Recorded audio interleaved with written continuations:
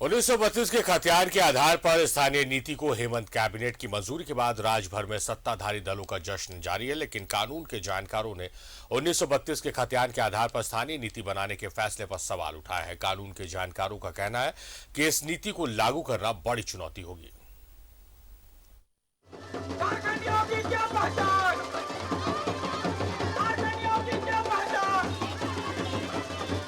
1932 के खतियान के आधार पर स्थानीय नीति को कैबिनेट की मंजूरी मिलने के बाद से राज्य भर में सत्ताधारी दलों का जश्न जारी है।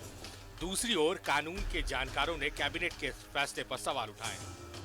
लगता है कि बिल्कुल कागजी घोषणा की गई है, क्योंकि इस घोषणा में ही लिखा हुआ है कि ये प्रावधान तब लागू होगा जब ये प्रावधान या ये एक्ट जो है वो शेड्यूल 9 जो कॉन्स्टिट्यूशन का है वो हिस्सा बन जाएगा।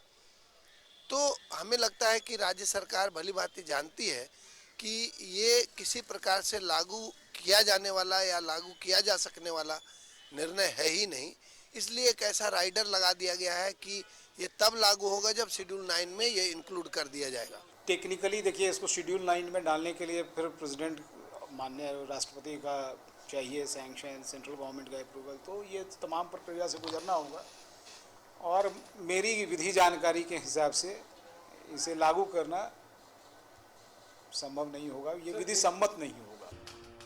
कानून के जानकारों का कहना है कि सरकार की इस घोषणा को लागू करना मुश्किल है। इतना ही नहीं, 1932 के खतियान के लागू होने से राज्य की बड़ी आबादी स्थानीयता के दायरे से बाहर हो जाएगी। आरक्षण के लिए वास्तव में जो मूल निवासी है इस राज्य का, उसी को वो लाभ मिलना है, तो उसके लिए स्थानीयता को आप निर्धारित कैसे भी करें उससे कोई फर्क नहीं पड़ता है। आरक्षण का लाभ सिर्फ राज्य के मूल निवासी को ही मिलता है और 1932 का खतियान अगर इस आधार पे आप परिभाषित करना चाह रहे हैं तो ये भी फिर एक कागजी घोषणा है या धूल झोंकने वाली बात है। आखिर डबल सिटीजनशिप का तो कोई औचित्य नहीं है और आप फैसिलिटी यदि देना चाह रहे हैं तो वो तो विधि सम्मत होना है। तो कितने ट्राइबल लोग इससे बाहर हो जाएंगे, जो डेली वेजर है, जिसका घर नहीं है, जो लैंडलेस लेबर है, जिसकी ज़मीन नहीं है, उसका खतियान में कहाँ से एंट्री होगा। खतियान तो रेवेन्यू रिकॉर्ड है जो ज़मीन के अगेंस्ट में लैंड टेन्योर होल्डर का नाम दर्शित करता है।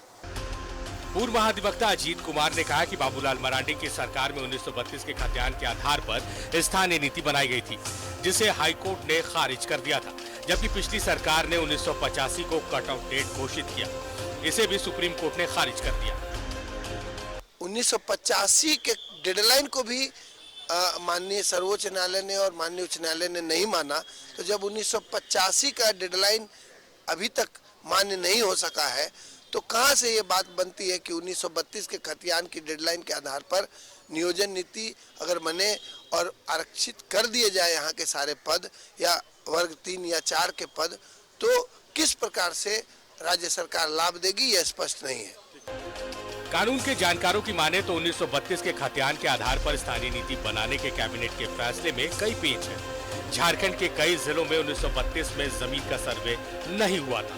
वहीं दूसरी मुश्किल ये भी है कि भूमिहीनों के मामले पर ग्राम सभा को अधिकार दिया गया है, लेकिन इन्हें कैसे लाभ मिलेगा ये बड़ा सवाल है। इतना ही नहीं, 1932 के खतियान के आधार पर स्थानीय नीति बनाने के प्रस्ताव में नियोजन नीति को नहीं जोड़ा गया है। ऐसे में झारखंड के लोगों को इससे क्या लाभ मिलेगा ये भी साफ नहीं है।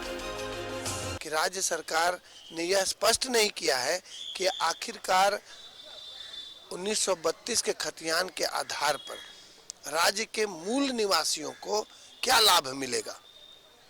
मैं भी इस राज्य का एक मूल निवासी हूँ, मेरा घर हजारीबाग जिले में पड़ता है, तो मैं भी पूछना चाहता हूँ राज्य सरकार से कि वास्तव में मूल निवासी के तौर पर मुझे क्या मिलने वाला है।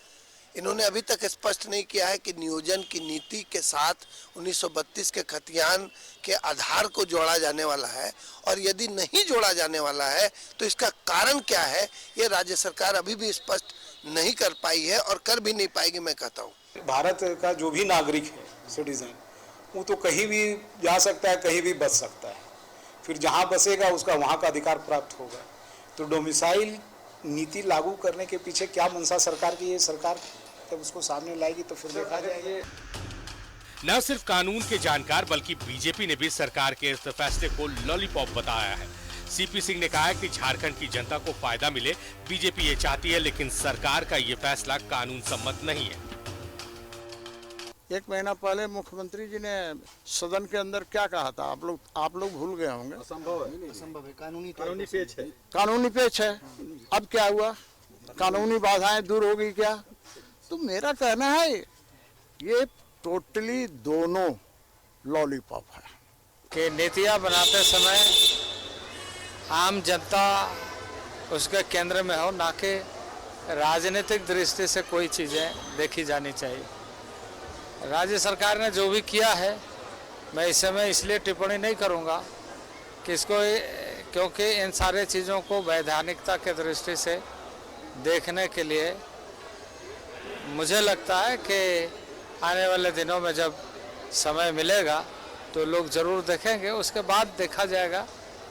क्योंकि राज्य सरकार ने यदि इन सारे चीज़ों को वर्तमान राजनीतिक परिस्थितियों की दृष्टि से लिया है या दूरगामी सोच के साथ लिया। 1932 के खतियान के आधार पर स्थानीय नीति को कैबिनेट ने मंजूरी दी है।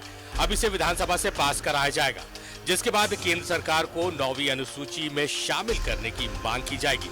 कैबिनेट के पास प्रस्ताव में ये भी जिक्र है कि 9वीं अनुसूची में डाले जाने के बाद ही ये कानून राज्य में लागू होगा, लेकिन कानून के जानकार इसे टेढ़ी खीर बता रहे हैं। न्यूज़ 11 भारत के लिए रांची से आयुष के साथ राजेश कुमार की रिपोर्ट।